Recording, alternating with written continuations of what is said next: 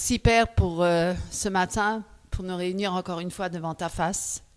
Merci Père parce que tu es vivant, parce que tu as fait ta demeure en nous, par ton Esprit Saint Seigneur, parce que tu es là et tu veux encore nous enseigner, nous instruire, nous exhorter, nous encourager ce matin. Tu veux encourager ton peuple, tu veux libérer ton peuple au nom de Jésus-Christ. Amen. Alors ce matin, je vais vous parler d'un thème, je vous avais promis une fois d'en parler, c'est les voyages au paradis et en enfer. Alors, parce qu'on entend beaucoup parler de ça, oui, parce que c'est beaucoup lié à Internet, bien sûr, les médias. Et de plus en plus, on fait toujours beaucoup de publicité sur ce genre de thèmes, de sujets, et beaucoup parfois tombent dans le piège et pensent que c'est la réalité. Et certains chrétiens très fervents même parfois viennent me demander: mais est-ce que tu crois à ça, que la personne elle était vraiment au paradis, elle a vraiment vu toutes ces choses, Dieu lui a vraiment parlé, est-ce que tu crois qu'il était vraiment en enfer, etc. Et voilà, donc aujourd'hui on va un petit peu en parler, un petit peu nous éclaircir là-dessus et ensemble après pensez ce que vous pensez et remettez-vous entre les mains du Seigneur. Moi je vais juste vous donner quelques indices par rapport à la parole de Dieu pour nous orienter et puis être éclairés par rapport à ça. Voilà. Que pensez-vous des témoignages de tous ceux qui sont allés au paradis ou en enfer? Parce que de plus en plus de personnes en parlent et disent être allés au ciel. Et après leur retour sur terre, ils sont pas bêtes parce qu'ils vont raconter tout ça dans un best-seller, un livre. Ils vont écrire un livre qui aura beaucoup de succès parce que les gens sont très friands de tout ce qui est surnaturel. Bien sûr, parce que ça intrigue la mort. Hein. Après la mort, qu'est-ce qu'il y aura? Et on veut tous savoir, hein. On veut tous, tous plus ou moins, chercher. Et parfois, on cherche hors des sentiers battus, puis on va au-delà de ce qui est écrit, n'est-ce pas, mes frères et sœurs? Et il y a beaucoup de best-sellers en Amérique, mais il y en a aussi en France également. Hein, elle n'est pas épargnée, la France, et voilà, dans ce mode éditorial du voyage, du tourisme céleste, on allait dire, parce que c'est presque du tourisme, puisqu'il y en a de plus en plus qui partent en voyage, dans le ciel et au paradis et en enfer. Et que faut-il en penser? Et que dit la Bible par rapport à ça? Parce que c'est ça qui est important. Hein. Ce qui est surtout important, c'est qu'est-ce que la Bible, elle en dit. Et pourtant, la réponse, elle semble évidente, et je vais vous le confirmer. Et pourtant, ces livres ont énormément de succès. Ils ont énormément de succès, et beaucoup ne semblent pas savoir ce que dit la Bible sur le sujet du ciel, et le paradis, l'enfer, et bien sûr le ciel, le paradis, l'enfer, etc. Mais parce que les gens recherchent des événements surnaturels, des histoires. Ils aiment cela, ils sont très friands de tout ça. Ils ne veulent pas se limiter à ce qui est écrit dans la parole, ils veulent toujours aller au-delà de la parole. Et puis de nos jours, c'est facile avec Internet et tous ces témoignages, et puis beaucoup de visions, n'est-ce pas, beaucoup de révélations. Alors c'est très dangereux parce que tout le monde vient avec sa révélation et tout le monde vient avec sa vision, tout le monde vient avec son expérience. Alors on se base plus sur les expériences que sur ce qui est écrit dans la parole. Alors, comme c'est un phénomène qui est grandissant et que les éditeurs évangéliques français ou américains ou autres commencent aussi à traduire et vendre tous ces livres, hein, que les librairies évangéliques chrétiennes se distribuent. Donc il y a énormément de monde qui lit tous ces livres-là et qui sont plus ou moins influencés. Et pourtant, je pense que la plupart, ils savent par rapport à ce qui est écrit dans la parole, mais ils veulent tout de même se laisser impressionner et puis séduire, parce que la séduction spirituelle est grande dans les derniers temps. N'est-ce pas, mes amis? Alors, que racontent ces livres? Alors, ce n'est pas un phénomène récent, hein, ça date déjà d'il y a pas mal d'années. Hein, ce n'est pas depuis 2024, c'est déjà depuis bien plus longtemps. Les livres non chrétiens, même les livres non chrétiens racontent des expériences imminentes, de mort imminente, qui ont toujours eu un certain succès. Hein. Et puis, certains, ils évoquent pas les mêmes choses, c'est selon leurs croyances. Certains diront qu'ils auront vu Bouddha, d'autres Mohamed, d'autres Marie, d'autres, etc., selon leur obédience, hein, selon leur dénomination, leur croyance. Donc déjà, à l'entrée, on voit cette influence intérieure, spirituelle, comme certains qui sont athées, qui vont dire, moi, j'ai rien vu, j'étais dans une mort, une mort de quelques minutes, et pourtant, je n'ai rien vu. Il y a ceux qui ne voient rien, et il y a ceux qui voient tout. Alors, c'est tout un mélange, hein, selon les émotions, les croyances de chacun. Et puis, on rapporte ça une fois qu'on se réveille ou qu'on revient sur la terre, entre guillemets, et pour raconter leur expérience. Et bien sûr que c'est parfois très, très impressionnant, hein, très, très impressionnant. Et comme nous sommes des êtres sensibles, eh bien, comme nous ne savons pas tout, évidemment, on pourrait le croire, ou dire, ou certains ne le croiront pas, ou diront que c'est des fables, et d'autres diront, ouais, mais quand même, elle a vécu ça, on a quand même passé par des moments assez terribles, et on a quand même remarqué qu'il y a eu une attitude, un comportement de cette personne-là, au moment où elle était pas consciente, qui relatait des choses du ciel, quoi, ou de l'enfer. Alors, bien sûr que ces thèmes-là, ils sont très fascinants, hein.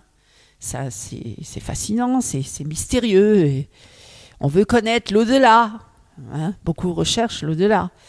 Alors, et puis, mais tous ces récits-là, ils varient quand même énormément dans leur description du ciel, hein, ou de l'enfer. Hein. Mais bon, de l'enfer, on parle toujours de feu, hein, ça, c'est sûr. C'est décrit, c'est le feu, c'est l'enfer, on y brûle. Mais le ciel, bon, là, les descriptions sont très, très, très, très variées. Hein. Certains vont même jusqu'à aller dire qu'il y a des toboggans en or, où les enfants vont glisser sur des toboggans en or, et d'autres vont dire qu'il y a des grosses tomates énormes qu'on ne voit pas sur la terre, des arbres énormes avec des grands... Bon, moi, je ne suis pas là pour dire ça existe pas, c'est pas ça. Nous voulons rester bibliques. Hein, scripturaire, et ne pas aller au-delà des Écritures. D'ailleurs, il est dit que personne ne rajoute ou ne retranche quoi que ce soit de la parole.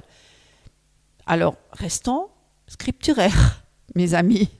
Non pas que je veuille vous décourager ou vous enlever cette espérance d'un merveilleux ciel. Effectivement, le royaume de Dieu sera magnifique, mais au-delà de ce que nous pouvons même décrire par nos propres mots. On n'a même pas les mots pour cela. Alors, l'un décrit même, comme dans les voyages au paradis, mais aussi en enfer. Alors, l'un décrit même l'apparence physique de Satan. Hein, comment il est décrit, tout ça. D'autres décrivent Jésus. C'est incroyable, mais ils ne décrivent pas tous de la même façon. Hein, et chacun a une description différente. Donc, serait-il... changeant, constamment en train de varier dans son apparence, incroyable. Et, mais tous les livres, ils ont un point en commun quand même, ce qui est très très étonnant, et ce que beaucoup ont d'ailleurs décrit, certains prédicateurs le décrivent même, ils étonnent par l'absence de la gloire de Dieu. Vous voyez ? La gloire de Dieu. Ils ne décrivent pas trop la gloire de Dieu, pas tant que ça. Ils sont surtout centrés sur l'individu, hein, sur le moi qui aurait été au ciel. Et ils n'ont pas tellement de temps pour raconter la gloire de Jésus. Pas tant de la gloire de Jésus. Et même si ils en parlent, c'est très minimisé par rapport à ce qui est réellement Dieu et la gloire de Dieu. Hein, qu'on voit par exemple dans la description d'Ézéchiel ou autre. Ça n'a rien à voir avec ce qu'eux, ils décrivent. Ça a l'air tellement banalisé. C'est tellement banalisé. Le royaume, la présence du paradis. C'est tellement banalisé. Et puis c'est la description selon la mentalité de l'homme. Hein, c'est pas selon Dieu. C'est pas selon Dieu. Alors, que penser de ces livres, hein? Alors, je vais vous donner un extrait de... Oui, il est connu, le pasteur, mais bon, après, vous faites ce que vous en voulez. Hein. Vous êtes pour ou contre lui, ça, c'est votre problème. Hein. Moi, je vous donne juste une description de ce qu'il a dit. C'est de John MacArthur. Alors, pour ceux qui mettent réellement leur confiance dans la Bible, il est impossible d'éviter la conclusion de ces témoignages modernes, tellement ils sont centrés sur l'homme. Et il faut le dire, mes amis, c'est très, très, très, très, très centré sur l'homme. Hein. Faut le reconnaître, quand même. Et et ils accordent relativement peu d'attention à la gloire de Dieu. Et voilà, et ils sont simplement faux. Pour lui, ils disent c'est faux, c'est faux. C'est le fruit de l'imagination de l'homme, les rêves, les hallucinations, les faux souvenirs, les fantasmes, etc.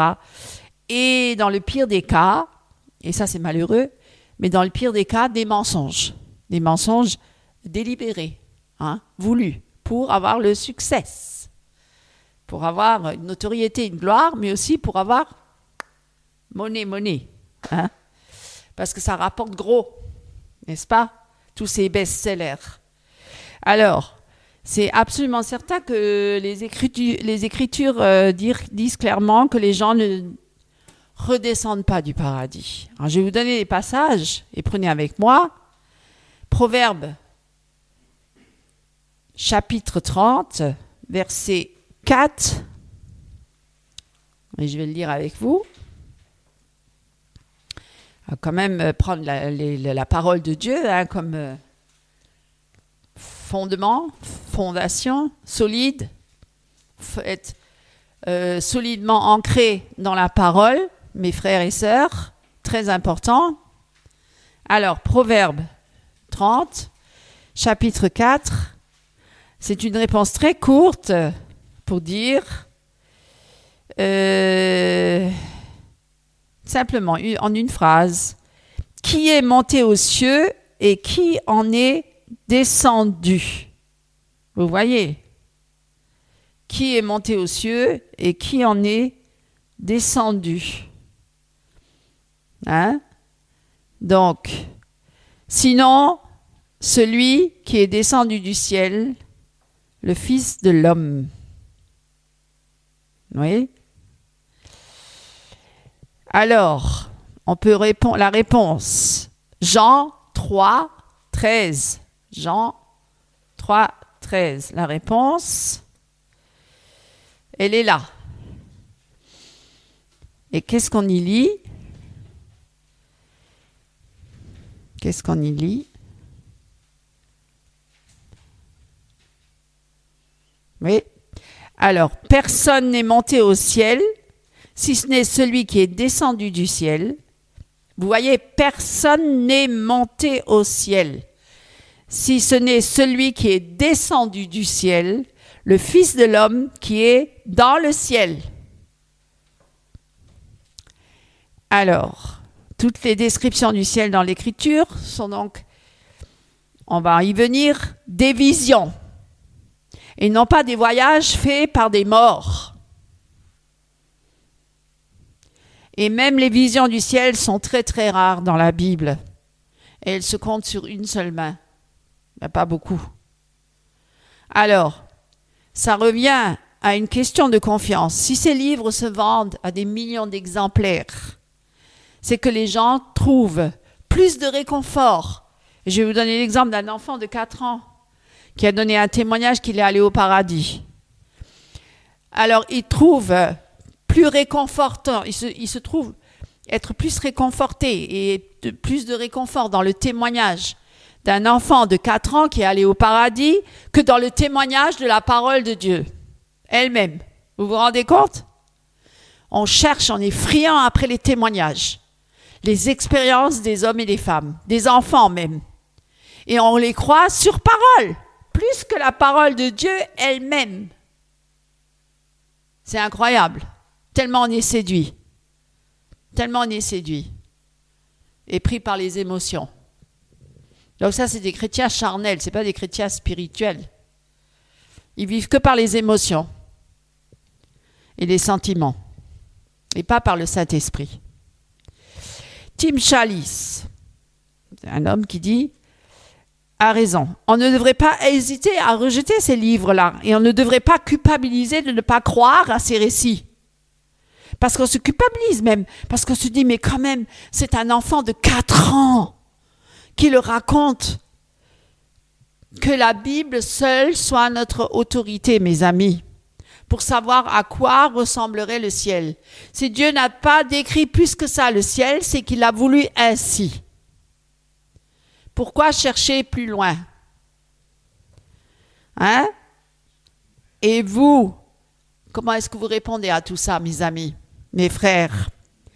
Et maintenant, je vais encore continuer un peu plus en profondeur. Hein? Et je vous donne des exemples, par exemple, de témoignages de certains qui ont dit, le dernier en date, il y en a beaucoup plus et il y en a encore qui sont arrivés après cela. Moi, je vous cite quelques-uns, parce que moi, je ne les ai pas lus, je n'ai pas tous lus, je ne vais pas lire tous les livres qui vous témoignent de ça, je perdrai mon temps. Je ne lirai plus la Bible, d'ailleurs. Si je vais lire tous les écrits de tous les hommes et les femmes de leur expérience, j'aurai plus le temps de lire la Bible, mes amis, ni de prier, d'ailleurs. Parce qu'il y en a tellement des ouvrages et des best-sellers sur le marché des livres chrétiens, dans les librairies chrétiennes. Alors, et sur Internet, les témoignages, vous en avez une flopée, vous passez votre journée là-dessus. Vous arrêterez pas de regarder des témoignages, vous serez tellement séduit et tellement épris par ces choses-là que vous allez même plus croire la Bible, vous allez même plus ouvrir la Bible, vous allez dire non, mais tout ce qu'eux ils vivent là, c'est ça qui est juste. Ça, c'est les témoignages des hommes qui mettent en doute la parole de Dieu même. Alors, ce best-seller-là, ça s'appelait Le Ciel, ça existe pour de vrai. Il a été vendu à 7 millions d'exemplaires. Dans le monde et en France, évidemment. Et c'est incroyable. Il a été vendu par les plus grandes librairies évangéliques. Il y en a un autre qui est très répandu, que tout le monde connaît d'ailleurs, même moi je l'ai lu. J'étais même impressionnée par ce témoignage chrétien. 23 minutes en enfer, vous le connaissez celui-là. C'était un homme qui était allé 23 minutes en enfer, qui a décrit l'enfer. 90 minutes au paradis, vous connaissez aussi, écrit par Don Piper, pas John Piper, confondez pas, Don Piper. Mais vous voyez, ce phénomène, il n'est pas récent, comme beaucoup l'attestent. Et mes amis, c'est très très grave ce que nous entendons dans ces témoignages-là. Et c'est incroyable. C'est incroyable. Et voilà, il y a énormément de publications. Et donc la publication de ce livre-là, avec ce jeune garçon-là, c'est la mère d'Alex, elle a dit que finalement, il a menti. Il a avoué par la suite que ce qu'il a raconté, c'était faux. Il a raconté des histoires. Alors, il est étrange et troublant que le livre-là, évangélique le plus vendu dans les dernières décennies, a un récit très fantastique du paradis, fantasmagorique du paradis, sorti de l'imagination d'un garçon de 4 ans. Et c'est incroyable. Et vendre de la fiction sur l'au-delà, comme non-fiction, c'est la prochaine grande tendance, et elle est d'ailleurs aujourd'hui, actuellement, cette tendance. Il y en a énormément. Je ne vais pas tous vous les énumérer, vous regarderez par vous-même, qui ont avoué même avoir raconté des mensonges, dont une américaine qui s'appelait, j'ai pas le nom en tête, du coup, Mary, je sais plus quoi. Faites des recherches, vous verrez, elle a même avoué que ce qu'elle a écrit était faux. Elle a avoué longtemps après. Alors, elle a bien vendu ses livres, et beaucoup se sont imprégnés de ces témoignages. Après, voilà, c'est très grave. Et donc, ça, c'est vraiment la tendance actuelle aussi dans le monde de l'édition évangélique, mais aussi sur Internet, parce qu'il y a énormément de témoignages. Dieu m'a enlevé au paradis et en enfer, énormément d'enfants, de femmes, de jeunes filles, moins d'hommes, mais quand même aussi, mais plus les femmes, les enfants, etc. Et ce qui est malheureux, c'est qu'il y a des millions et des millions de ces livres, de ces exemplaires, de ces livres-là qui sont désormais en circulation. Et dans les milieux chrétiens et que beaucoup de chrétiens sont imprégnés de tous ces témoignages, de tous ces révélations, ou de tout ce qu'ils ont vécu et ils croient ferme, dur comme fer, et vont même jusqu'à dire la Bible n'est pas suffisante. Il y a aussi les expériences de chacun. Hein. Et on en fait même des films, hein, même des versions cinématographiques, hein, qui est d'ailleurs, d'ailleurs, il y en a qui l'ont produit, les téléévangélistes prédicateurs tels que T.D. Jakes. Connaissez T.D. Jakes? C'était un prédicateur téléévangéliste très riche, multimilliardaire, hein, comme d'ailleurs Bill Johnson, comme d'ailleurs Benny Hinn, comme d'ailleurs Kenneth Copeland, et tous ceux-là qui font partie de TBN, hein, la télévision évangélique, voilà, et de ces grands téléévangélistes très riches. D'ailleurs, j'en reparlerai de tout ce monde-là, parce qu'ils ont fait tellement de dégâts. Il faut vraiment en parler. Il faut vraiment ouvrir les yeux du peuple de Dieu. Alors... Et donc, cette maman-là a dit, son fils Alex, qui, encore une autre histoire, qui à l'âge de 6 ans a failli mourir. Et il est resté paralysé à vie, en fait, il est paralysé à vie. Et dans un terrible accident de voiture. Et immédiatement après, pendant sa rééducation, Alex aurait donc fait plusieurs voyages au paradis et un retour. Voilà. Et donc, il en fait un best-seller. Il décrit même le diable. Hein. Il dit il y avait un gros trou aussi dans le ciel extérieur. Et ce trou, il mène en enfer. Voilà. Et le diable utilise manifestement ce portail-là, librement, parce qu'en fait, c'est quelqu'un qui est souvent décrit aussi par Alex. Et il dit que personnellement, il a vu Satan à de nombreuses reprises, d'abord sur les lieux de l'accident, puis plus tard au paradis. Il l'a vu au paradis, Satan. Alors, le récit le plus frappant du récit d'Alex Marlaquet s'appelle « La bouche du diable est drôle ». Ah bon. Alors, ça, c'est le garçon qui le décrit. « Avec seulement quelques dents moisies ». Ouais, d'accord. « Je n'ai jamais remarqué d'oreilles. Son corps a une forme humaine, avec 2 bras osseux et 2 jambes osseuses. Il n'a pas de chair sur son corps, seulement des trucs moisis. Sa robe est déchirée et sale.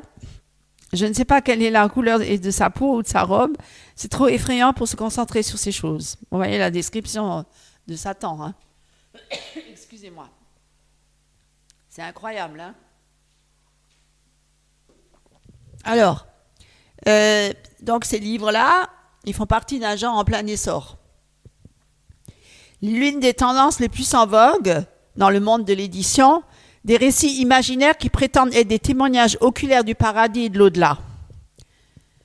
Alors, comme je disais tout à l'heure, Tim Chalins a qualifié ce genre de tourisme céleste, puisqu'il y en a de plus en plus qui empruntent ce chemin-là, cette voie-là, partent tous en voyage. Part plus trop en voyage en bord de mer, maintenant c'est voyage au centre de la terre, en enfer ou au paradis, dans le ciel. Et rejetant, alors, voilà, et Tim Chalins rejette tous ces best-sellers et dit même que c'est la catégorie comme étant la pure Camelot. La Camelot, il dit. De la fiction, sous couvert de biographie, du paganisme, sous couvert de christianisme. Parce qu'il y a aussi d'autres religions qui parlent aussi qu'ils ont été au paradis et en enfer.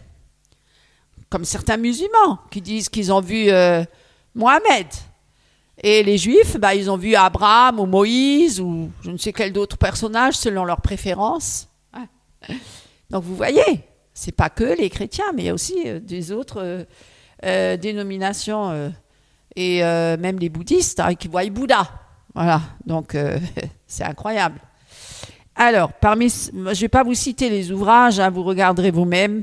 Je ne vais pas faire la publicité de ces ouvrages. J'ai juste dit 23 minutes en enfer ou 90 minutes en paradis, mais il y a bien d'autres titres et bien d'autres livres qui sont depuis qui ont été édités. Et nombreux sont-ils les best-sellers et sont devenus des best-sellers. Et la plupart de tous ces éditions, de tous ces livres sont encore au sommet du succès. Alors, donc ce phénomène n'est pas du tout nouveau, il est encore d'actualité. Depuis bien plus de 2 décennies, mes amis, 3 même.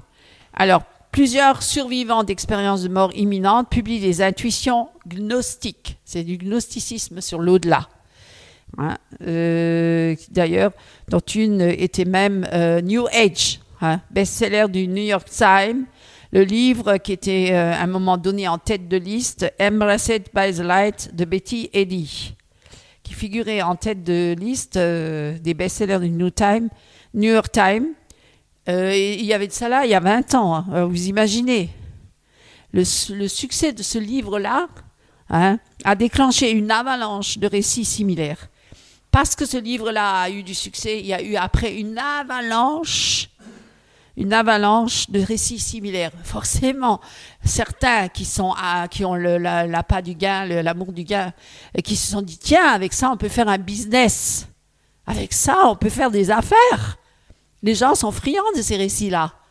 Et donc, du coup, tout le monde vient avec son récit du paradis, de l'enfer, et puis de leurs témoignages extraordinaires, et en font un livre, un best-seller, et puis voilà, et ils sont achetés parce que les gens sont curieux de ces choses-là. Vous voyez, ça a amené, encore une fois, de l'argent. On a embrassé beaucoup d'argent avec ces livres, les éditeurs, les auteurs, et voilà, ils ont été bien servis. Le succès a été énorme. Et donc, par rapport à ce succès-là, de ce livre-là, qui était en fait une gnostique, qui avait commencé avec ces histoires-là, et c'est fortement teinté de New Age et d'occultisme. Ouais. C'est pareil que ça a commencé. Et les médiums et les adeptes du nouvel âge font énormément fortune avec ce genre d'histoire, de récits. Parce que ce n'est pas les seuls, c'est pas que les chrétiens. Il y a aussi tous les autres, les occultistes, les spirites, etc. Alors, il y a aussi la production actuelle de témoignages de la vie après la mort. On en a entendu parler. C'est ce qu'ils recherchent. Les éditeurs recherchent des récits comme ça, des témoignages comme ça, évangéliques. Pourquoi ? Pour faire du business. Pour faire du business, mes amis, c'est un commerce qui est fluctuant, qui peut apporter gros. Puisque ça, c'est des thèmes dont les personnes sont friandes. Elles aiment bien. Recherchent tout ce qui est mystérieux, tout ce qui est l'au-delà, tout ce qu'on n'arrive pas à palper, qu'est-ce qu'il y a après la mort, la vie après la mort, etc. Donc, voilà. Et le pire, c'est que tous ces éditeurs-là sont des éditeurs apparemment assez sérieux, traditionnels du milieu de la chrétienté, évangélique ou autre, et donc paraissant très sérieux. Donc, à la base, on se dit, c'est du sérieux, quoi. C'est du bon, quoi. Plutôt que de dire que ça serait issu de la frange charismatique. Non. Même des chrétiens traditionnels acceptent l'édition de ces livres-là et même de les présenter dans leur librairie chrétienne. Alors, et ces livres-là sont publiés avec une telle fréquence qu'il est pratiquement impossible de... Je veux dire, il y en a tellement que moi, je ne peux pas les commenter, ou on ne peut même pas les commenter tous. On ne peut même pas les analyser en profondeur, parce qu'il y en a tellement de témoignages. Donc, on avale ces choses, et puis on n'analyse même pas, on n'examine même pas si c'est en conformité avec la parole de Dieu. Mais aucun véritable, vraiment chrétien, évangélique ou autre ne devrait pas être tenté d'accorder vraiment de la crédibilité à ces récits-là. Même quelle que soit leur popularité même, parce que c'est ça justement le piège. C'est pas parce que c'est populaire, c'est pas parce que ça a du succès que c'est forcément vrai. C'est comme on dit, c'est pas parce que c'est une grande méga church avec un pasteur super charismatique qui a énormément de charisme sur l'assemblée que forcément c'est un bon pasteur. un vrai pasteur ou que c'est une bonne église ou une vraie église. Il faut arrêter d'être naïf, hein, mes frères et sœurs. Hein, on est trop naïf, on regarde trop aux apparences. C'est pas tout ce qui brille est de l'or. Il faut quand même analyser et toujours s'en remettre au Seigneur et à la parole de Dieu. Est-ce que c'est vraiment ce que Dieu révèle dans sa parole? Est-ce que c'est vraiment ce qu'il dit, le Seigneur? Hein? Et c'est ça qui est important. C'est très, très important. Et ce qu'on voit, qu'est-ce qui se cache derrière tous ces livres-là? Ben oui, le business, évidemment. Hein. Et le diable, forcément. Forcément, il y a le diable derrière cette affaire, forcément. Hein. Et tout ce qui est contraire aux Écritures et qui enseigne sur le ciel ou le paradis. Et John Mark Arthur en a parlé, a dit que tout ça, c'est des faussetés. Hein, il l'a prouvé. Et il dit forcément que c'est toujours concentré sur l'homme et pas sur la gloire de Dieu. Toujours concentré sur l'homme, par ses fantasmes et ses mensonges délibérés. Je vais après vous donner quelques passages dans la Bible pour dire que l'homme a cette tendance à mentir. Le mensonge est grand sur la terre. Et qui est le père du mensonge? Le diable. Je peux juste vous évoquer, et je vais courtement vous l'évoquer. Seul, pour dire qu'il y a des récits dans la Bible, oui, seuls 4 auteurs de la Bible ont eu la chance d'avoir des visions du ciel et ont écrit ce qu'ils ont vu. Alors, il y a le prophète Isaïe et Ézéchiel. Si vous avez lu la Bible, vous le savez. Ainsi que les apôtres Paul et Jean. 2 autres personnages aussi bibliques, Michée et Étienne, ont eu des aperçus du ciel. Mais ce qu'ils ont vu est simplement mentionné sans être décrit. Prenez avec moi 2 Chroniques, rapidement un petit peu aller dans la Bible, pour vous prouver qu'il n'y a pas de description très fantasmagorique du ciel et de l'enfer. Alors 2 Chroniques 18, verset 18. Verset 18. Voilà, tout simplement, une petite description, pas plus que ça. Pas plus que ça. Et Michée dit, écoutez donc la parole de l'Éternel. J'ai vu l'Éternel, là il dit, j'ai vu l'Éternel assis sur son trône et toute l'armée des cieux, se tenant à sa droite et à sa gauche. Vous voyez là, ça c'est la description du ciel. Simplement, courtement, mais en évoquant quoi? La gloire de Dieu. Et on peut encore voir dans Actes, chapitre 7, verset 55. Actes 7. Alors, Acte 7, verset 55. Vous voyez, la parole de Dieu, elle est sobre. Hein? Elle n'est pas dans le fantasmagorique, dans les fantasmes de l'homme.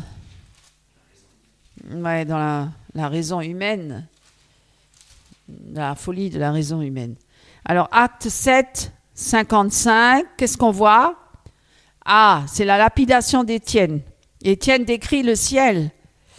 Et il dit quoi? Mais Étienne, rempli du Saint-Esprit, et fixant les regards vers le ciel, vit quoi? La gloire de Dieu et Jésus debout à la droite de Dieu. Et il dit, voici, je vois les cieux ouverts et le Fils de l'homme debout à la droite de Dieu.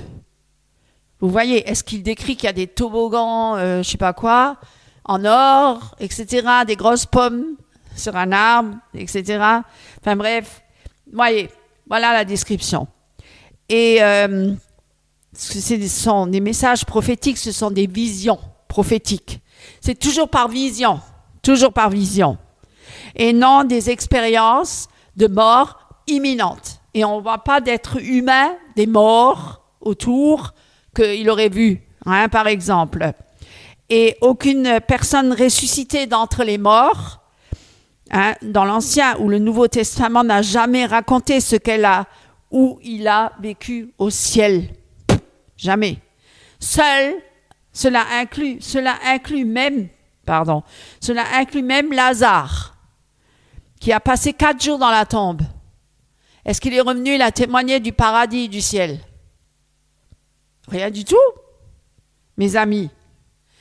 Alors, je donne une autre description. Paul, il a été enlevé au ciel dans une expérience tellement intense qu'il a dit qu'il ne savait pas s'il était allé physiquement ou non, mais il a vu des choses qu'il est interdit de dire. Donc, il a donné aucun détail. Aucun détail. Vous voyez? Il a couvert tout l'incident en seulement 3 versets. Prenez avec moi 2 Corinthiens. Vous voyez, je vais vous le prouver. 2 Corinthiens, chapitre 12. Chapitre 12. 12, versets 2 à 4. La vision de Paul, 2 à 4. Alors, il faut se glorifier, il faut se glorifier, cela n'est pas bon. J'en mènerai néanmoins à des visions. Alors, c'est des visions, hein. Et à des révélations du Seigneur. C'est pas, il était mort, il est allé au paradis, il a fait un voyage. C'était une vision. Comme moi, j'ai eu la vision du bras de Dieu. C'est la même chose. C'est toujours par vision et par révélation. À des visions et à des révélations du Seigneur. Je connais un homme en Christ, il n'a même pas dit que c'était lui, vous voyez, tellement il restait dans l'humilité.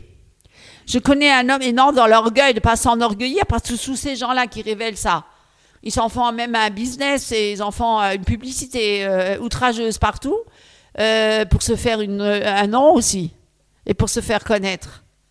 Mais Paul dit, je connais un homme en Christ, qui fut, il y a 14 ans, ravi jusqu'au 3e ciel.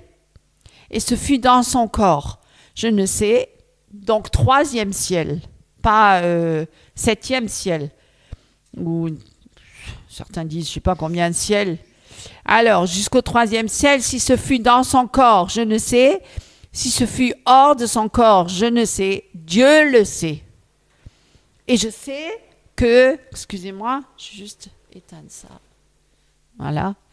Et je sais que cet homme, si ce ne fut dans son corps ou sans son corps, je ne sais, Dieu le sait, fut enlevé dans le paradis et qu'il entendit des paroles ineffables qu'il n'est pas permis à un homme d'exprimer.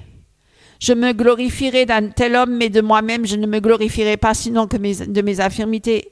Si je voulais me glorifier, je ne serais pas un insensé. Je ne serais pas un insensé, car je dirais la vérité.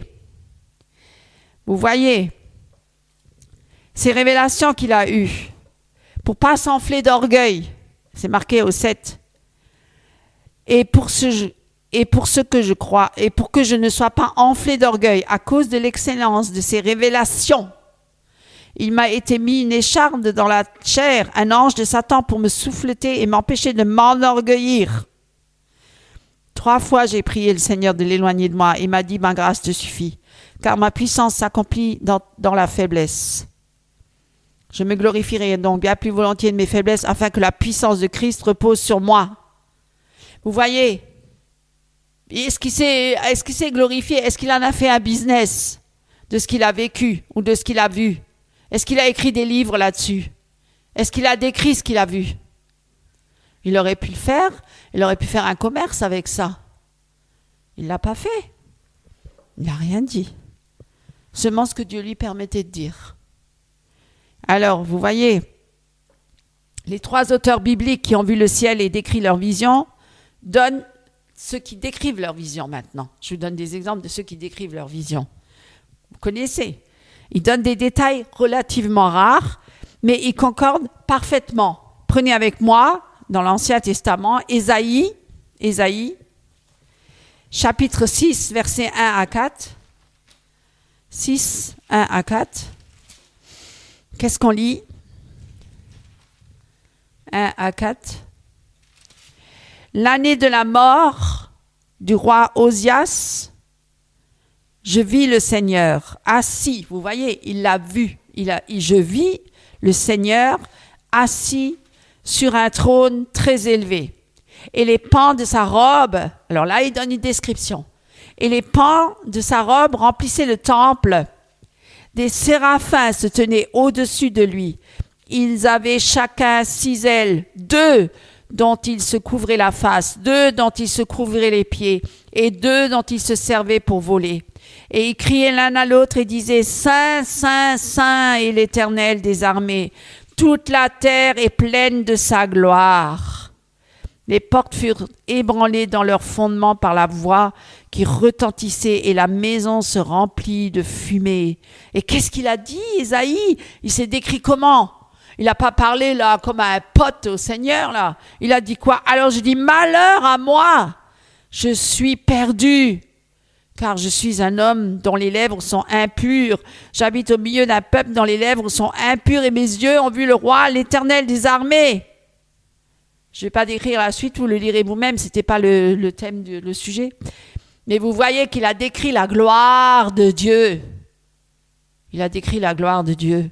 Et il disait malheur à moi. Il était tout tremblant. Ézéchiel, prenez avec moi Ézéchiel. Ézéchiel. Ça, pour vous dire que quelqu'un qui voit la gloire de Dieu, il ne revient pas comme ça et puis il en fait un livre, un best-seller. Il se met à genoux par terre et il glorifie son Seigneur. Ézéchiel, chapitre 1 et 10. Alors là, je ne vais pas vous lire tout le chapitre. Hein. Chapitre 1 et le chapitre 10, hein, il décrit très bien le ciel. Il décrit les animaux et la gloire de Dieu. Je vous invite à le lire chez vous, mes amis, parce que le temps presse et je n'ai pas le temps de vous lire tout ça. Je vous invite à le lire, je vous donne juste les références. Ézéchiel, tout le chapitre 1, Ézéchiel, tout le chapitre 10, la gloire de Dieu. Voilà, mes amis. Et on peut encore prendre Apocalypse, chapitre 4, notez les références. Ézéchiel, chapitre 1, chapitre 10. Et là, je vous donne encore Apocalypse 4. Et là, je vais vous le lire. 4, verset 6, le trône dans le ciel. Le trône dans le ciel. Et ça, c'est magnifique. Hein? Et après cela, je regardais, voici une porte était ouverte dans le ciel. Ça, c'est maintenant Jean. Jean qui a eu une grande vision. Hein? L'Apocalypse, ça veut dire révélation. Il a eu la révélation. Donc après, je regardais, voici une porte était ouverte dans le ciel. La première voix que j'avais entendue comme le son d'une trompette. Et qui me parlait, dit, monte ici et je te ferai voir ce qui doit arriver dans la suite. Aussitôt, je fus ravi en esprit. Alors évidemment, tous ces gens-là, ils disent aussi qu'ils sont ravis en esprit. Mais est-ce qu'ils étaient comme Jean, comme Paul, comme Ézéchiel? Tous ces grands prophètes consacrés, tellement engagés entièrement, qui avaient une mission, qui avaient été appelés par Dieu. Hein? Voilà, aussitôt, je fus ravi. Et là, c'est n'importe qui... Voilà, aussitôt je fus ravi en esprit et voici il y avait un trône dans le ciel. Un trône dans le ciel. Et sur ce trône, quelqu'un était assis. Ça, encore une fois, c'est la description de la gloire de Dieu. Celui qui était assis avait l'aspect d'une pierre de jaspe et de sardoine, et le trône était environné d'un arc-en-ciel semblable à de l'émeraude. Autour du trône, je vis 24 trônes, et sur ces trônes, 24 vieillards assis, revêtus de vêtements blancs, et sur leur tête des couronnes d'or. Du trône sortent des éclairs, des voix et des tonnerres. Devant le trône brûlent 7 lampes ardentes qui sont les 7 esprits de Dieu. Et il y a encore devant le trône comme une mer de verre semblable à du cristal. Au milieu du trône et autour du trône, il y avait 4 êtres vivants remplis Dieu devant et derrière. Je ne vais pas tout vous décrire, mais c'est pour vous dire que c'est vraiment grandiose la description de la gloire de Dieu, de cette vision de gens qui étaient ravis en esprit pour décrire cela. Alléluia. Et je vais continuer parce que voilà, c'est tellement trop fort. Le premier être vivant est semblable à un lion, le second être vivant est semblable à un veau, le troisième être vivant a la face d'un homme et le quatrième être vivant est semblable à un aigle qui vole. Les 4 êtres vivants ont chacun 6 ailes et ils sont remplis de Dieu tout autour et au-dedans et ils ne cessent de dire jour et nuit, Saint, Saint, Saint est le Seigneur Dieu le Tout-Puissant qui était, qui est et qui vient. Vous voyez, Jamais ils décrivent ce genre de choses dans leurs livres, dans leurs best-sellers. Jamais. Ils décrivent des petites choses à l'image de l'homme, de la terre. Ça n'a rien à voir avec le ciel. Vous vous rendez compte, hein? Les toboggans en or, quelle idée! Mes amis, ouvrez les yeux. Des balançoires dans le ciel. Franchement, des ballons de foot en or dans le ciel.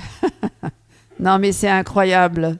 Excusez-moi, mais franchement, ouvrez les yeux, hein. Vous voyez un peu, hein. Vous voyez bien que leur description et leur intonation sont vraiment sensiblement différentes, hein.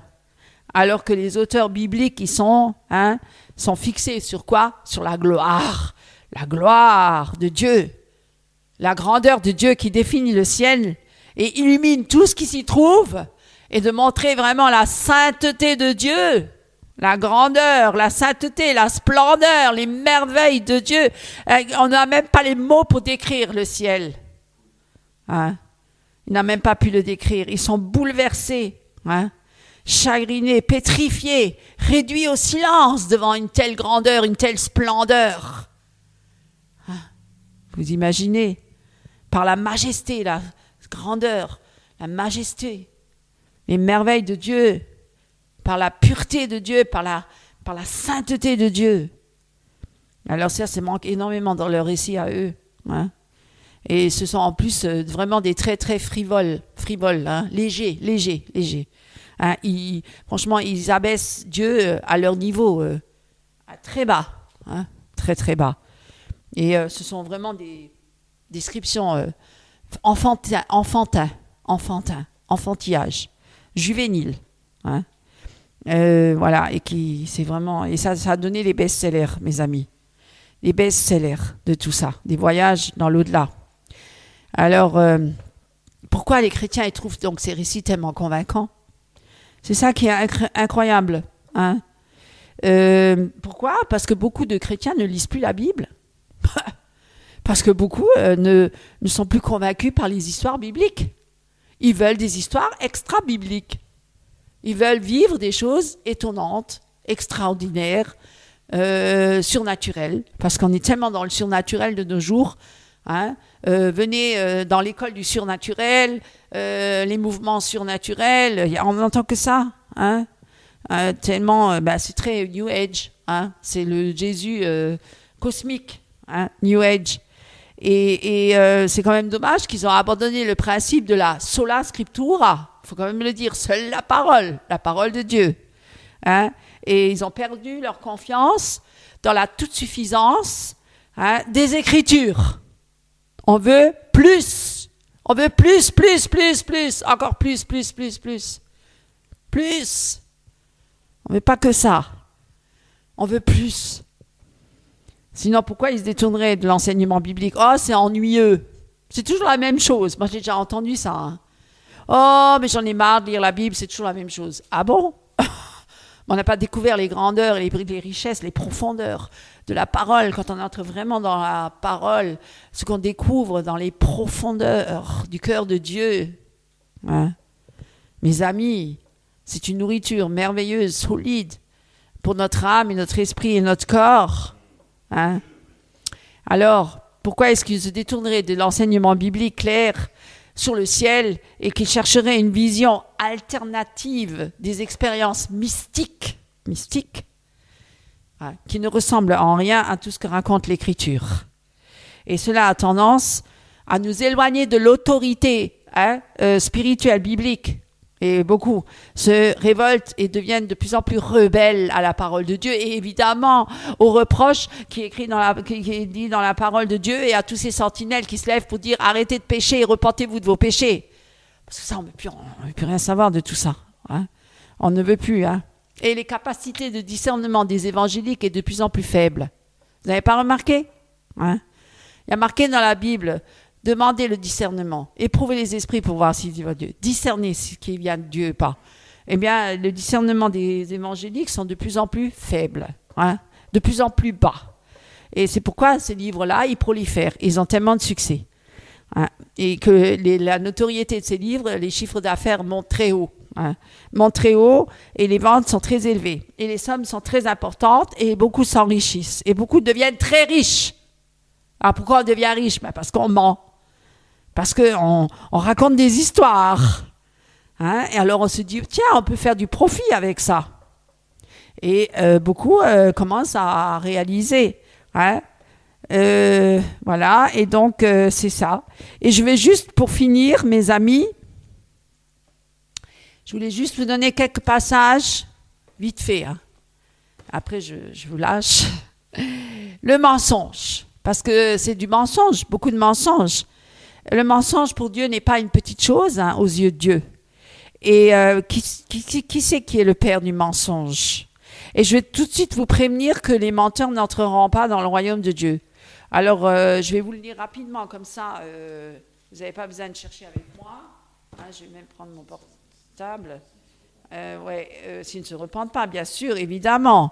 Ceux qui se repentent, évidemment. Dieu laisse toujours une chance à l'homme de revenir à lui pleinement. Hein. Et il est compatissant et lent à la colère et plein de miséricorde et de grâce, évidemment. Mais il ne faut pas en abuser. Hein, parce que certains en abusent, évidemment. Ils pensent parce que Dieu est miséricordieux et grâce, on peut mentir et on peut faire tout ce qu'on veut dans la vie. Et Dieu est fait avec et un jour je me repentirai. Un jour, oui, après je me repentirai plus tard. Mais d'abord, je vis ma vie. D'accord? Mais c'est pas comme ça que ça se passe dans le royaume de Dieu. Et il faut en être conscient. Hein? Faut en être conscient. Le chemin est étroit qui mène dans le royaume de Dieu. Bienheureux ceux qui lavent leurs robes afin qu'ils aient droit à l'arbre de vie et qu'ils entrent par les portes dans la cité. Dehors sont les chiens et les magiciens et les fornicateurs et les meurtriers et les idolâtres et quiconque aime et fait le péché, le mensonge. Le mensonge. Le mensonge. Vous voyez? Le mensonge. Apocalypse 21. Prenez avec moi. Apocalypse 21. Apocalypse 21. Voilà, verset 8. Celui qui vaincra héritera de ces choses et je serai pour lui un Dieu et lui me sera fils. Mais quant aux timides et aux incrédules et à ceux qui se sont souillés avec des abominations et aux meurtriers et aux fornicateurs et aux magiciens et aux idolâtres et à tous les menteurs, leur part sera dans l'étang brûlant de feu et de soufre qui est la seconde mort. Vous voyez, c'est écrit dans la parole de Dieu, mes amis. C'est pas un évangile de peur là que je vous prêche. Hein. Non, non. Dieu est miséricordieux et grâce. Venez encore à lui pour tous ceux qui ont menti jusque-là ou qui ont même écrit des livres là-dessus, ou qui ont même fait des descriptions qui étaient totalement fausses et qu'on en fait un business. D'ailleurs, tous ceux qui écrivent des livres et qui c'est que du mensonge, repentez-vous aujourd'hui. C'est encore le temps de la grâce. La porte, elle est encore ouverte. Voilà. Et que ceux qui ont lu les livres, eh bien, qu'ils les jettent tous ces livres-là et qu'ils se reviennent à Christ et qu'ils reviennent pleinement à la parole de Dieu. Prenez encore avec moi, et c'est le dernier paragraphe, Jean, chapitre 8. Et je vais conclure là-dessus, mes amis. Dieu vous aime. Dieu vous aime. Dieu veut votre salut. Dieu veut vous sauver pour justement entrer dans cette nouvelle Jérusalem pour voir la gloire de Dieu, pour réaliser et vivre la vraie gloire de Dieu, pour être dans la présence de Dieu, dans la présence merveilleuse du Seigneur. Mais nous devons passer par la nouvelle naissance et par la sanctification sans laquelle nul ne verra Dieu. Alléluia. Alors, Jean, chapitre 8, verset 44. Verset 44, et c'est le dernier que je vais vous lire. Jésus lui dit, « Si Dieu était votre Père, vous m'aimeriez, car c'est de Dieu que je suis sorti et que je viens. Je ne suis pas venu de moi-même, mais c'est lui qui m'a envoyé. Pourquoi ne comprenez-vous pas mon langage? Parce que vous ne pouvez écouter ma parole, parce que vous avez pour père le diable et vous voulez accomplir les désirs de votre père. Il a été meurtrier dès le commencement et il ne se tient pas dans la vérité, parce qu'il n'y a pas de vérité en lui. Lorsqu'il profère le mensonge, il parle de son propre fond, car il est menteur et le père du mensonge. Et moi, parce que je dis la vérité, vous ne me croyez pas. Vous voyez? Amen. Alléluia. Jésus est la vérité et Satan est le père du mensonge. Amen. Mais il a été vaincu à la croix. Au nom de Jésus-Christ. Amen. Bonjour mes frères et sœurs en Christ. Ce matin, j'aimerais bien vous lire de nouveau dans la parole de Dieu. Prenons ensemble dans le premier épître de Jean. Le titre s'intitule « N'aimez point le monde » au chapitre 2, à partir du verset 15 jusqu'au verset 17. Alors, n'aimez point le monde, ni les choses qui sont dans le monde. Si quelqu'un aime le monde, l'amour du Père n'est point en lui. Car tout ce qui est dans le monde, la convoitise de la chair, la convoitise des yeux et l'orgueil de la vie, ne vient point du Père, mais vient du monde. Et le monde passe et sa convoitise aussi. Mais celui qui fait la volonté de Dieu demeure éternellement. Voilà. Amen. Soyez richement bénis. Frères et sœurs en Christ, chers amis, chers invités, chers internautes, que le Seigneur soit glorifié ce matin. Comment savoir si Dieu m'a élu, si je suis élu de Dieu? Peut-être avant de savoir si nous sommes réellement élus de Dieu, on va d'abord se poser une question. La question est la suivante. Peut-on perdre le salut en Christ? Et c'est vrai que là, il s'agit d'une question quand même épineuse. Et il y a deux catégories, en fait, peut se présenter ici. Pour les uns, ils ont cette conviction, effectivement, qu'ils sont sauvés donc, et qui ne peuvent pas perdre le salut. Et pour d'autres, il y a cette possibilité, effectivement, de perdre le salut en s'écartant dans la grâce de Dieu. Voilà. Et alors, qui a raison concernant ces deux catégories? Qui dit la vérité? J'avais déjà traité ce sujet, mais c'est vrai que je ne l'avais pas fait de manière approfondie. Et aujourd'hui, nous allons davantage creuser pour vraiment savoir, pour réellement comprendre la doctrine du salut. Et ce qu'il faut savoir, c'est que dans les églises, il y a énormément de divisions à cause de cette incompréhension, parce que à cause de cette divergence doctrinale. Et c'est malheureux, mais c'est comme ça. Et cependant, c'est vrai aussi impossible dans une seule vidéo de traiter tous les aspects en fait de cette doctrine-là, parce que quelque part il faudrait parler de la doctrine du libre arbitre. Nous devons parler aussi de l'élection, et ça rentre dans un cadre effectivement d'une étude beaucoup plus approfondie. Et c'est pourquoi on va rester simple aujourd'hui, on va rester efficace, compréhensible. Hein. Nous sommes quand même dans un culte, hein. Ce n'est pas une réunion, on va dire, où on approfondit les choses, où on rentre dans les détails. Non, c'est un culte, il faut que ce soit accessible à tous. Voilà, que ce soit simple, efficace, hein, et que nous soyons bénis. Alléluia. Avant tout, c'est la bénédiction du Seigneur. Amen. Alors, peut-on perdre notre salut en Jésus-Christ? Au préalable, moi j'aimerais déjà vous dire qu'il s'agit ici d'une question qui est mal posée. Peut-on perdre le salut en Jésus-Christ? Il faudrait plutôt, avec cette même question, en formuler deux. Alors la première question, qui découle de cela, de la principale, c'est: un chrétien né de nouveau peut-il perdre la grâce? En fait, est-ce qu'il peut perdre son salut quand il pêche? Voilà la première question. La deuxième question, vous voyez, c'est déjà plus ciblé là. C'est déjà plus ciblé. La deuxième question, c'est quelqu'un qui se dit chrétien. Moi, je l'appelle le professant. Professant. Je dis que je suis chrétien, mais il n'est pas forcément quelqu'un, c'est pas forcément quelqu'un qui est obéissant à Dieu. Hein, c'est un professant. Je professe, voilà, je déclare être sauvé, mais lui, il vit comme un païen. Voilà.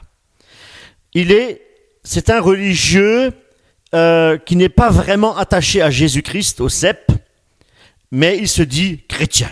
Ah, moi je suis chrétien. Il vit dans le péché, mais c'est un chrétien. Voyez-vous? J'ai été baptisé, hein, pour ceux qui sont catholiques, hein, bébé baptisé, oui, je suis chrétien. Oui, mais il vit dans le péché. Et pour lui, il est chrétien. Voilà. Il fréquente même assidûment les cultes. Il participe à toutes les manifestations au sein de l'église interne. Qu'est-ce qu'il fait encore? Bien, il s'engage dans les activités au sein de l'église. Il est même passé effectivement par les eaux du baptême. Mais il ne marche pas en nouveauté de vie. Et c'est ça la différence. Et là, on peut parler de la nouvelle naissance. Il faut naître nouveau pour entrer dans le royaume de Dieu. Voyez-vous?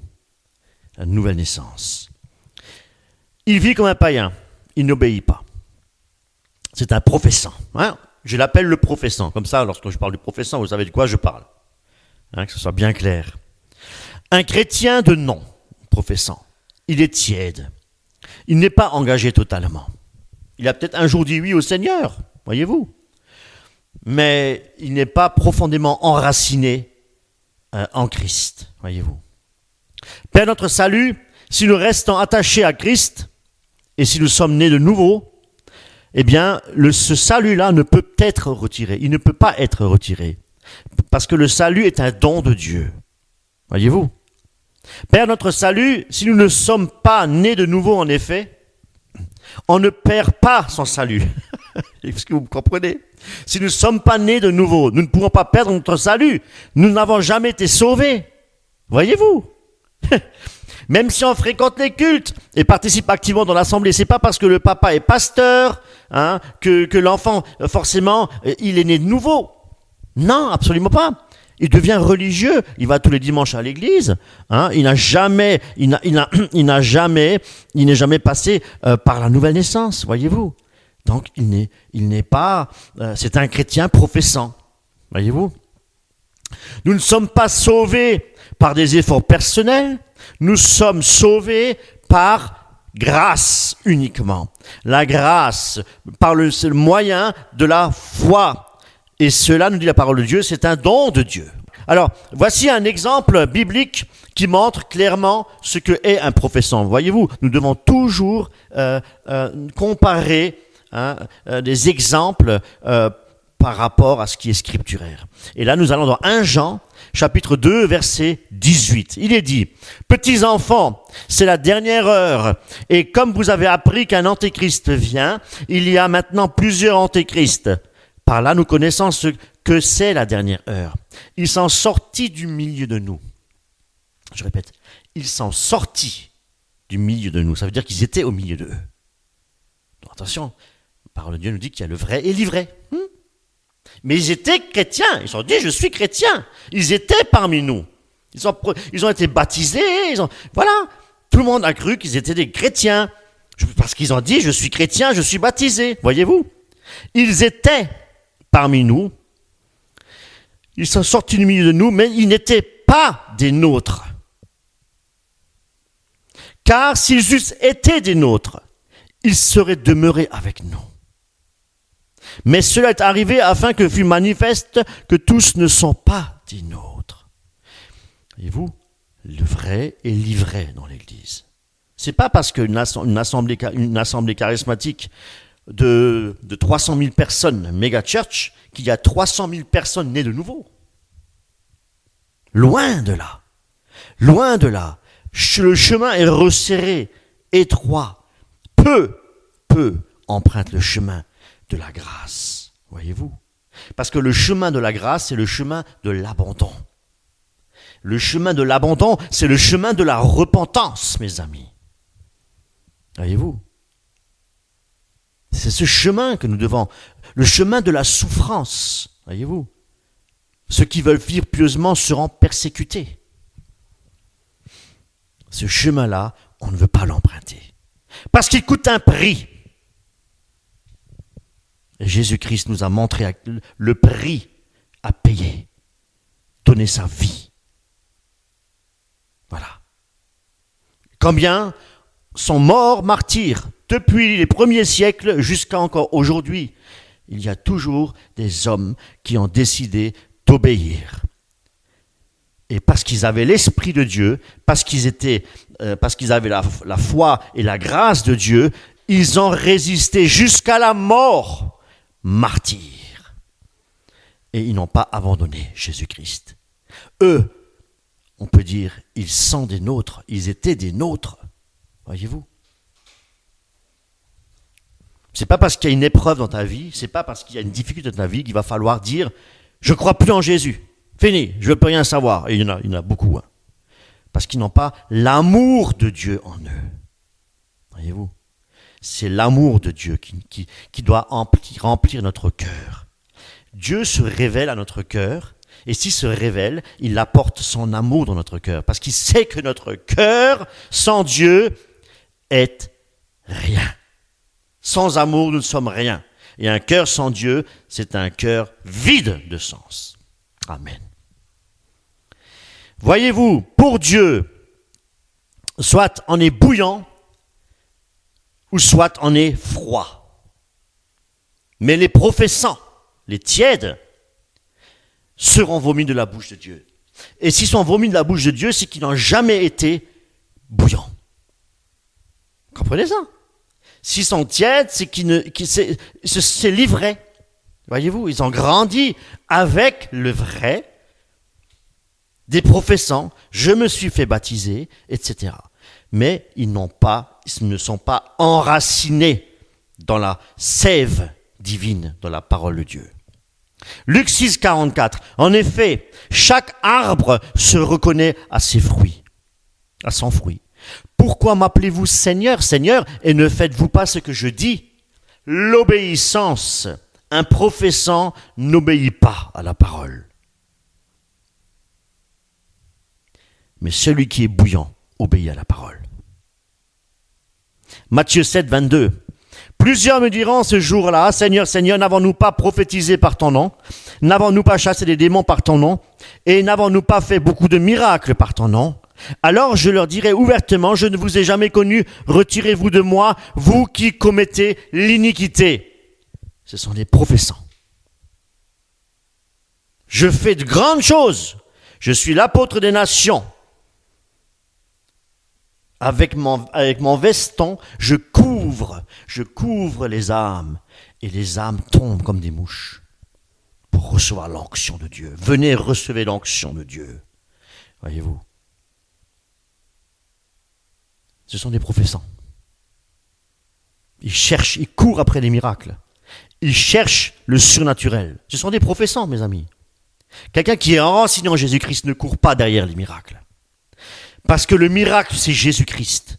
Le miracle, c'est l'Esprit de Dieu qui habite en nous pour changer de vie et pour marcher dans la vérité et pour marcher dans la sainteté. Nous n'avons pas besoin de courir derrière les miracles. Voyez-vous, et je dis assez souvent de fois qu'il faut persévérer, c'est vrai, jusqu'à la fin pour être sauvé. Et c'est scripturaire ce que je vous dis. Cependant, ce qu'il faut comprendre, que ce n'est pas la persévérance en elle-même qui sauve. Voyez-vous, il faut être clair dans la parole est claire. Sinon, le salut est obtenu par les œuvres. Est-ce que vous comprenez ? Si je dis que la persévérance sauve, c'est que le salut, le salut est obtenu par les œuvres. Mais le salut n'est pas obtenu par les œuvres. Le salut est un don de Dieu, mes amis. C'est Dieu qui donne. Nous persévérons. Pourquoi ? Parce que nous sommes sauvés. Et je le dis souvent de fois, ça. C'est important de le dire. Si nous persévérons, c'est parce que nous sommes sauvés. Et ceux qui ne persévèrent pas, c'est qu'ils n'ont jamais été sauvés. Et ce sont ceux qui ne persévèrent pas qui sont appelés les professants.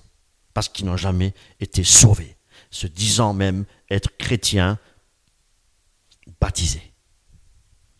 L'élection, mes amis, est scripturaire et biblique. Et c'est scripturaire, mais je ne crois pas, moi personnellement, je ne crois pas. Après, chacun de voir, je ne crois pas à la double prédestination. Voyez-vous, c'est la double prédestination de Calvin. Les uns sont prédestinés à la vie éternelle et d'autres sont prédestinés pour aller en enfer. Je ne le crois pas. Je ne le crois pas. Il ne faut pas aller jusqu'à cette conclusion-là, mes amis. Voyez-vous, la raison, le raisonnement, nous ne devons pas raisonner, nous devons marcher par la foi. Voyez-vous, avec les choses divines, nous devons les prendre avec la foi. Comment raisonner Père, Fils, Saint-Esprit? Comment comprendre Père, Fils, Saint-Esprit? Comment comprendre Dieu, mes amis, avec la raison? Par la foi. Pourquoi vous croyez en Dieu? C'est un don de Dieu. Vos voisins, si vous leur posez la question, moi je ne crois pas en Dieu, voyez-vous, ils n'ont pas cette grâce de croire en Dieu. Là où la foi vient de Dieu. Alléluia. L'élection consiste à quoi? À recevoir un don gratuit, et ce don, c'est la vie éternelle. L'élection pour la vie éternelle, pas pour aller en enfer. Nous n'avons pas été élus pour aller en enfer. Nous avons été élus pour avoir la vie éternelle. Amen. Dieu veut sauver. Dieu est venu chercher ceux qui sont perdus, pas pour les ramener en enfer, pas pour une vie éternelle en enfer, mes amis. C'est une hérésie. La double prédestination est une hérésie. C'est hérétique, mes amis. Ne raisonnons pas, s'il vous plaît. La vie éternelle, Jésus-Christ a donné la vie à tous ceux qu'il a appelés, forcément, parce que nous ne pouvons pas venir à Jésus-Christ par la chair, par nos propres forces. C'est Christ qui nous appelle, c'est lui qui nous attire le premier, comprenez? Parce que c'est lui qui a donné sa vie pour nous. Nous n'avons pas donné la vie pour Jésus-Christ, c'est Christ qui a donné sa vie pour nous, c'est lui qui nous attire. Romains 8, 29. Car ceux qu'il a connus d'avance, il les a aussi prédestinés à être semblables à l'image de son Fils. Voyez, semblable à Christ, il nous a prédestinés pour être semblables à Christ. Afin que son Fils fût le premier-né entre plusieurs frères. Et ceux qu'il a prédestinés, il les a aussi appelés. C'est Dieu qui appelle, voyez-vous. Et ceux qu'il a appelés, il les a aussi justifiés. Et parce que Dieu nous a appelés, il nous a justifiés au travers de son Fils Jésus-Christ. Pas par nos mérites. Nous méritons la mort, car nous avons péché héréditaire d'Adam et d'Ève. Voilà. Nous avons hérité la mort. Donc Dieu nous a justifiés à travers son Fils. C'est pour ça qu'il faut avoir les yeux sur Jésus et pas sur un homme. Et même si c'est un homme qui fait de très grands miracles, voyez-vous, Jésus en fait bien plus. Parce que Jésus donne la vie éternelle. Un homme ne peut pas donner la vie éternelle, mes amis. Jésus-Christ donne la vie. Jésus-Christ a donné sa vie. Jésus-Christ a versé son sang. Aucun homme ne verse son sang pour quelqu'un. Voyez-vous? Je vous l'avais déjà enseigné que nous ne pouvons rien faire sans être remplis de la grâce de Dieu. La grâce de Dieu. Nous avons besoin, parce que nous sommes pécheurs, nous avons besoin de la grâce de Dieu. Et c'est Dieu qui nous attire à lui. Jean 6, 44. Personne ne peut venir à moi, à moins que le Père qui m'a envoyé ne l'attire. Et moi, qu'est-ce qu'il va faire?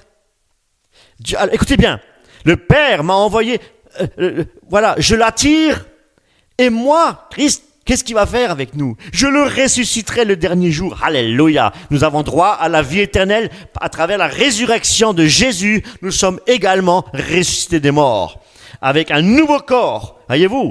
Un corps de gloire. Alléluia. Que Jésus-Christ nous a préparé. Alléluia. Nous allons revêtir l'habit neuf, nouveau, l'habit nouveau. Amen. Et pour l'éternité avec Christ. Des vêtements blancs. Alléluia. Amen. Jean 6, 65. Voilà pourquoi je vous ai dit que personne ne peut venir à moi à moins que cela ne lui soit donné par mon Père. Jean 6, 37, voyez-vous, il y a beaucoup de passages quand même qui... bien. Tous ceux que le Père me donne viendront à moi, et je ne mettrai pas dehors celui qui vient à moi. Alléluia. Si nous venons à Jésus, c'est parce qu'au préalable, il nous a attirés à lui. C'est puissant. C'est pourquoi l'homme, par ses propres moyens, par ses exercices même spirituels, mes amis, l'effort, voilà, même le yoga, oui c'est vrai, effectivement, tout ce qu'on peut rencontrer aujourd'hui dans le monde, au travers des efforts humains, eh bien, on ne peut pas venir à Jésus avec tout cela. Non, c'est impossible. Il faut une intervention divine. Il faut une intervention divine qu'on appelle le miracle de la grâce, mes amis. Le plus grand miracle, c'est la grâce de Dieu, parce que c'est la grâce qui nous justifie. Alléluia. Et qui est la grâce? Jésus-Christ. Amen. Sans Jésus-Christ, nous sommes perdus. Paul dit que notre vieil homme a été crucifié avec Christ, afin que le corps du péché fût détruit, pour que nous ne soyons plus esclaves du péché. Voyez-vous, c'est le Père qui nous attire à Christ pour être sauvés. Moi, j'appuie là-dessus. Et Jésus a dit que lorsqu'il aurait été élevé de la terre, il attirerait tous les hommes à lui. Oui, c'est sur la croix, mes amis, et nulle part ailleurs. Nulle part ailleurs. Malheureusement, les musulmans ne croient pas ils croient que Jésus-Christ, il est ressuscité, qu'il est mort, qu'il est monté au ciel, qu'il est ressuscité. La résurrection, ils y croient. Mais ils ne croient pas qu'il est mort sur une croix. Christ, c'est sur la croix qu'il a donné sa vie pour tous les hommes. Donc la croix est nécessaire pour le salut de l'homme. Que la résurrection ne suffit pas. C'est la croix, parce que c'est sur la croix qu'il a vaincu Satan. Alléluia. La croix. Il a donné sa vie pour tous les hommes, mais malheureusement, tous ne sont pas élus. Si tous étaient élus, tout le monde serait sauvé. Et on n'aurait même plus besoin de prêcher l'évangile. Comprenez ça? Si tout le monde était sauvé, on n'a plus besoin d'annoncer l'évangile. Tout le monde est sauvé. Tout le monde va au paradis. Vous connaissez ça? Nous irons tous au paradis. Michel Polnareff. Oui. Si, Michel Polnareff, le chanteur. Matthieu 22, 14. Il y a beaucoup d'appelés, mais peu d'élus. Qui sont les appelés, mais pas les élus? C'est une question à se poser. Je reviens sur le passage de Matthieu 7. Je répète ma question. Qui sont les appelés, mais pas les élus? Matthieu 7. Verset 22. Plusieurs me diront en ce jour, Seigneur, Seigneur, n'avons-nous pas prophétisé par ton nom? N'avons-nous pas chassé les démons par ton nom? Et n'avons-nous pas fait beaucoup de miracles par ton nom? Alors je leur dirai ouvertement, je ne vous ai jamais connus. Retirez-vous de moi, vous qui commettez l'iniquité. Les professants, les faiseurs de miracles. Jésus a dit quelque chose de très important. Il a dit, je ne vous ai jamais connu. C'est pour ça que je me suis arrêté sur cette phrase. Pour être plus clair, ils n'ont pas été des élus avant la fondation du monde. Voyez-vous? Et c'est vrai, tous ne passent pas par une réelle repentance. La repentance du cœur. Et non pas la repentance de la raison. Dieu regarde au cœur. C'est le cœur qui doit être changé. Nous chantons assez souvent de fois ce merveilleux cantique « Change mon cœur, Seigneur ». C'est le cœur qui doit être changé. Ne raisonnons pas la raison humaine. le cœur. Dieu regarde au cœur. Ils n'entendent l'évangile. Peut-être, ils ont entendu, oui. Ils entendent. Mais ils ont peut-être même été touchés. Mais les émotions étaient là, présentes. Trop d'émotions. Voyez-vous? Parce qu'ils ont été touchés par, peut-être par des, par des jolies prestations musicales. Comment on invite des amis, venez dans notre église, venez dans notre église. Et puis, comment que c'était à la fin du culte? Ah, c'était merveilleux, quel joli choral! Oh, quel musicien! Waouh, quelle prestation!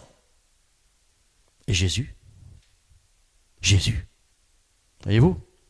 Eh bien, il y a des gens qui se convertissent, qui retournent dans les églises uniquement pour cela. Ce sont des professants.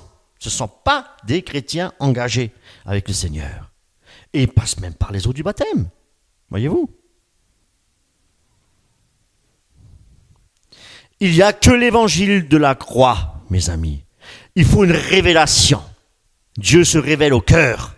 Pas par un joli chant. Hein, pas par une jolie décoration peut-être même. Hein, pas peut-être par la gentillesse. La gentillesse et l'accueil des frères ou des sœurs de l'Église. Non. Dieu doit se révéler en nous. Voyez-vous? Christ doit être prêché pour que le Saint-Esprit puisse faire son œuvre. Et tout le reste n'est que charnel. Comme il y a des gens aussi qui se convertissent uniquement parce qu'ils ont entendu un témoignage, peut-être même un témoignage qui n'est pas juste. Voyez-vous? Il faut que Christ se révèle. Il y a, effectivement, comme le dit la parole de Dieu, oui, beaucoup d'appelés, mais il y a peu d'élus. Et mes amis, ce qu'il y a, c'est qu'il faut qu'il y ait un équilibre. Il y a la responsabilité de l'homme, pour ne pas parler de du libre arbitre. Et d'ailleurs, c'est comme cette manière-là, c'est comme ça que je l'entends. Et pas autrement, à savoir que l'homme est lui-même responsable de ses choix. Il est responsable de ses choix. Et il y a aussi la souveraineté de Dieu. Voyez-vous? Et c'est là que libre arbitre, oui et non. Voyez-vous? Libre arbitre, oui, pour la responsabilité de l'homme, des engagements qu'il prend, etc. Mais de la souveraineté de Dieu, non. Dieu est souverain. C'est Dieu qui est l'auteur de toutes choses. Dieu vous a créé, Dieu crée les circonstances, c'est le Dieu. Voyez-vous? Voilà. La preuve en est, pour donner un exemple, on peut choisir par exemple de mettre fin à ces jours. Je décide de me suicider. Voyez-vous? Mais on ne peut pas choisir de rallonger sa vie. Et là, on voit la toute-puissance du Seigneur. Personne ne peut rallonger sa vie. Voyez-vous? La souveraineté de Dieu. Écoutez bien, sont élus tout ce que Dieu a choisi et dire autre chose, c'est quelque part contredire sa parole. Et nous ne sommes pas élus par notre libre arbitre, mes amis. Je choisis de suivre le Seigneur. Je ne suis pas élu par mon libre arbitre. Non. Nous sommes élus par la souveraineté de Dieu, par sa grâce uniquement. Élus par sa grâce. Et élus aussi par la sanctification du Saint-Esprit. C'est Dieu qui nous appelle, n'oublions pas. 1 Pierre 1,2. Et qui sont élus selon la préscience de Dieu le Père, par la sanctification de l'Esprit, afin qu'ils deviennent obéissants et qu'ils participent à l'aspersion du sang de Jésus-Christ. Vous voyez, afin qu'ils deviennent obéissants et qu'ils participent à l'aspersion du sang de Jésus-Christ. Éphésiens 2,8. Car c'est par la grâce que vous êtes sauvés, c'est par le moyen de la foi. Et cela ne vient pas de vous, c'est le don de Dieu. Ce n'est point par les œuvres, afin que personne ne se glorifie. Il ne faut pas confondre, là aussi j'aimerais apporter un éclairage, il ne faut pas confondre pratiquer le péché et chuter de par notre faiblesse de la chair lorsque nous sommes séduits. Si on est né de nouveau, il peut nous arriver encore de pécher et de chuter, et peut-être même très gravement. Mais le Saint-Esprit est attristé, c'est vrai, et nous sommes remplis de culpabilité. Et je pense que nous l'avons tous déjà, au moins une fois dans notre vie, vécu cela. Hein? C'est dur de revenir à Jésus-Christ après avoir péché. Et nous sentons notre misère, et nous sentons que nous avons offensé Dieu. Et merci Seigneur, parce que c'est le Saint-Esprit qui nous l'apprend. C'est merci Seigneur. Et nous crions à Dieu ainsi pour qu'il nous relève. Mais d'autres, les professants, restent volontairement dans leur péché, hein, et ils n'ont aucune culpabilité, rien, et ils restent insensibles à l'amour de Dieu qui pousse le pécheur à la repentance. Si nous péchons et nous regrettons, et nous ne voulons plus pécher, effectivement, eh bien, il faut savoir que c'est Dieu qui nous pousse à la repentance. C'est l'Esprit de Dieu qui agit encore en nous. Gloire à Dieu. Mais pour ceux qui n'ont plus le désir de se repentir, tout se disant, professent être chrétiens, eh bien, ils n'ont pas cette semence de Dieu en eux. Donc, ils ne sont pas nés de Dieu. Voyez-vous? Malgré qu'ils soient passés par les eaux du baptême. Mais pour ceux qui sont élus et qui malheureusement peuvent encore occasionnellement chuter, non pas pratiquer le péché du matin au soir, sans repentance, voilà, eh bien, Dieu les gardera jusqu'à la fin, parce que Dieu nous a donné une promesse. Hein, à ceux qui sont élus de Dieu les gardera jusqu'à la fin. Amen. C'est une promesse de Dieu, prédestinée pour être à la ressemblance de Christ.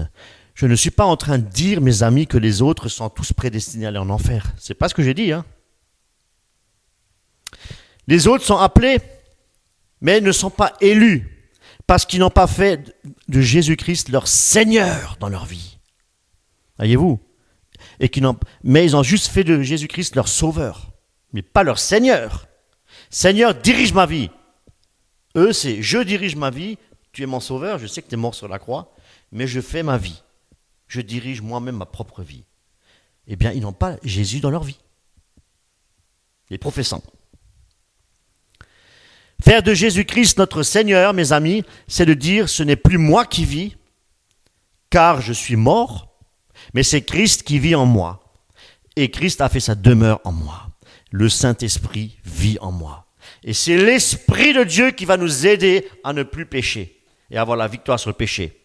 Et si nous ne sommes pas nés de nouveau, ça veut dire que si nous menons notre vie comme bon nous semble, nous n'avons pas Christ en nous, nous n'avons pas l'Esprit de Dieu en nous pour dire non au péché. Et c'est pour cette raison-là qu'ils ne veulent pas se repentir. Et là, nous pouvons dire que celui qui persévérera jusqu'à la fin sera sauvé. C'est celui que Dieu a élu et il y arrivera. Comme je vous ai dit tout à l'heure, parce qu'il nous donnera toutes les forces par la puissance du Saint-Esprit pour y arriver. Mais pour les protestants, pour les professants, c'est impossible. Tant qu'ils n'ont pas fait de Christ leur Seigneur. Voyez-vous? Et si je fais de Christ mon Seigneur, eh bien, je passe par la nouvelle naissance, car ce n'est plus moi qui vis, c'est Christ qui vit en moi. Voyez-vous? C'est pourquoi il faut passer par une réelle repentance de cœur, et le Seigneur donnera les forces pour abandonner les péchés. Mes amis, vous savez, où on est sauvé, où nous sommes perdus. Il n'y a pas une alternative, voyez-vous. Il n'y a pas de juste milieu. Les tièdes seront vomis de la bouche de Dieu. Les tièdes, je le répète, ce sont les professants. Ceux qui vivent un pied dans l'Église et un pied dans le monde. ils n'ont pas décidé de faire de Jésus-Christ leur Seigneur de leur vie, et d'abandonner leur vie entre les mains du Christ. Philippiens 1,5. Au sujet de la part que vous prenez à l'Évangile depuis le premier jour jusqu'à maintenant, je suis persuadé que celui qui a commencé en vous cette bonne œuvre la rendra parfaite pour le jour du Seigneur. Philippiens 2,12. Ainsi, mes bien-aimés, comme vous avez toujours obéi, travaillez à votre salut avec crainte et tremblement, non seulement comme en ma présence, mais bien plus encore maintenant que je suis absent. Une dernière question aussi qui mérite d'être posée. Comment savoir que Dieu nous a élus? Comment savoir si toi, mon frère, si toi, ma sœur, tu as été élu par Dieu? Nous avons la réponse dans la parole. Éphésiens 1,3. Béni soit le Dieu, le Père de notre Seigneur Jésus-Christ, qui nous a bénis de toutes sortes de bénédictions spirituelles dans les lieux célestes en Christ. En lui, Dieu nous a élus avant la fondation du monde, pour que nous soyons saints et irréprochables devant lui, nous ayant prédestinés de son amour à être ses enfants d'adoption par Jésus-Christ selon le bon plaisir de sa volonté. Comme je vous l'ai dit au début de la prédication, que personne ne peut chercher le salut par lui-même. Personne. Au contraire, il n'a aucune raison de se tourner vers Christ parce qu'il est aveugle et il pêche naturellement et ne se reconnaît pas être même un pécheur. Voyez-vous? Eh bien, c'est Dieu qui ouvre les yeux. C'est Dieu qui éclaire notre esprit pour nous faire réaliser que nous sommes un pécheur, pour faire voir notre péché et notre besoin d'un sauveur, voyez-vous, et aussi d'un Seigneur. C'est ça. C'est le Saint-Esprit qui nous pousse à la repentance. Et si la repentance a été faite, écoutez bien, avec notre cœur, eh bien, et que Jésus-Christ n'est pas simplement notre sauveur, mais que nous avons fait de Jésus-Christ notre Seigneur, et que nous avons placé toute notre confiance en lui, eh bien, celui qui nous aime, alors nous pouvons être certains que Dieu nous a élus. Que Dieu nous a élus. Et si nous avons été élus, ce n'est que par pure grâce, un don de Dieu.